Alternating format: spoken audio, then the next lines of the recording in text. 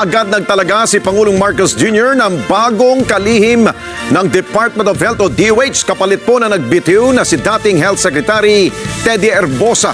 At kung sino ang bagong DOH Secretary, alamin sa report ni Erlo Bringas. Formal nang kinumpirma ng Malacanang ang paghirang kay Dr. Jose Brix Pujalte Jr.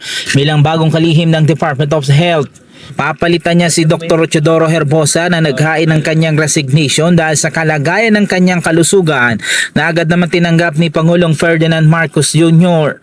Matatandaan na nitong Sabado inihayag ng Department of Health na nakasiklib si Herbosa matapos sa mailalim sa knee replacement surgery. Habang wala siya sa tungkulin, itinalaga muna si Health Undersecretary Albert Domingo bilang officer in charge ng ahensya.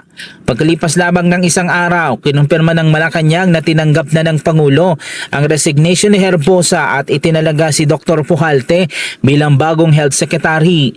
Si Dr. Jose Brix Pujalte Jr. ay isang orthopedic surgeon na may mahigit 30 taong karanasan sa larangan ng medisina at pamamahala sa mga pampublikong ospital.